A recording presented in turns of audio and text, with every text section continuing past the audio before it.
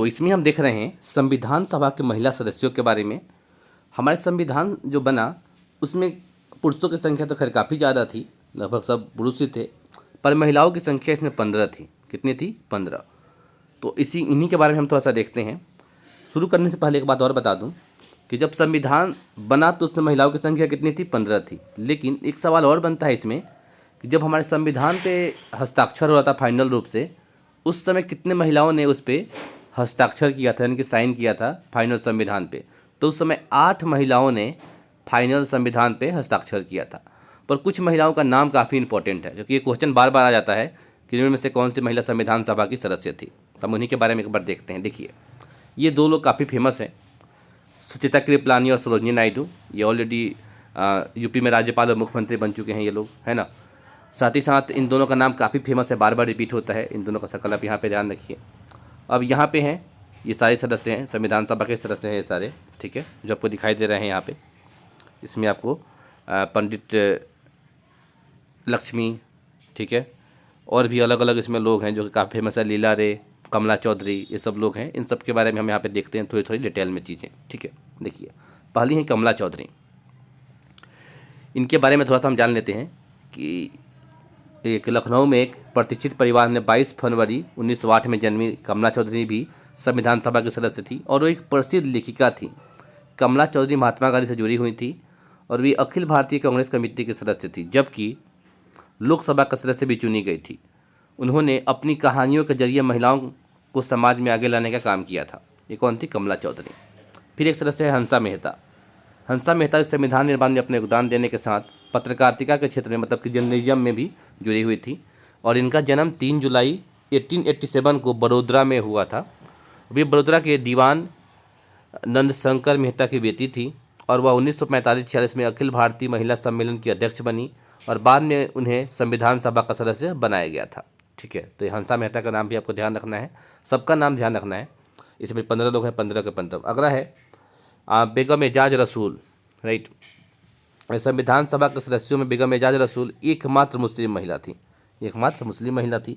उनका जन्म 2 अक्टूबर 1909 को हुआ था, और जिनका पूरा नाम बेगम कदसिया एजाज रसूल था, और वह मुस्लिम लीग की सदस्य थी। बाद में जब मुस्लिम लीग भंग हुई तो वह कांग्रेस में शामिल हो गई। बेगम एजाज रसूल उत्तर प्रदेश विधानसभा के सदस्य और राज्यसभा का सदस्य भी रहीं बाद में, जब हमारा देश आज़ाद हुआ उसके बाद। उसके बाद आती है लीला रॉय। लीला रॉय भी है, और ये असम से थी।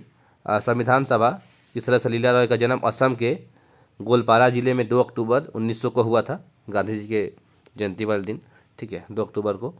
और उन्होंने 1923 में दीपाली संघ और स्कूलों की स्थापना कर देश भर में चर्चा पाई थी, और 1937 में वो कांग्रेस में शामिल हो गई। खास बात यह है कि उन्हें नेताजी सुभाष चंद्र बोस की बनाई गई महिला समिति में सदस्य बनाया गया था। किसको? लीला रॉय को, ठीक है। फिर आता है राजकुमारी अमृत कौर। ये काफ़ी प्रसिद्ध नाम है। कपूरथला के पूर्व महाराजा हरनाम सिंह की पुत्री राजकुमारी अमृत कौर भी संविधान सभा के सदस्य थी। उनका जन्म 2 फरवरी 1889 को उत्तर प्रदेश की राजधानी लखनऊ में हुआ था। उन्होंने ही देश की अखिल भारतीय आयुर्विज्ञान की स्थापना की थी, और करीब 10 साल तक देश की स्वास्थ्य मंत्री रही। माफ़ करना, 10 साल तक।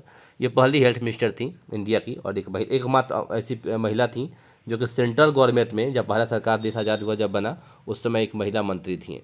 और एक कौन सा डिपार्टमेंट संभालती थी? हेल्थ डिपार्टमेंट, जिसको बोलते हैं स्वास्थ्य डिपार्टमेंट। और अगर आप दिल्ली की में यहाँ पे जाते हैं, क्या बोलते हैं, एम्स में, तो यहाँ पे इनके नाम से एक ओपीडी है, राजकुमारी अमृत कौर ओपीडी, ठीक है।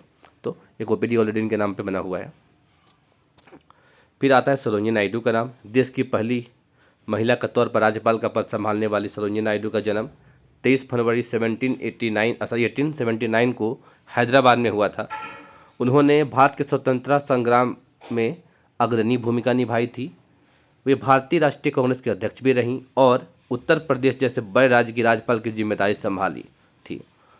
सरोजिनी नायडू का विधानसभा के उन सदस्यों में शामिल थे जिन्होंने संविधान निर्माण में काम किया था, ठीक है।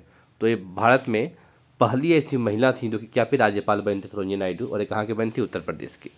फिर नाम आता है विजय लक्ष्मी पंडित का। इनका भी नाम काफ़ी प्रसिद्ध है। 18 अगस्त 1900 ईस्वी में इलाहाबाद, जिसको आज प्रयागराज बोलते हैं, जन्मी, और पंडित जवाहरलाल नेहरू की बहन थी ये विजय लक्ष्मी पंडित।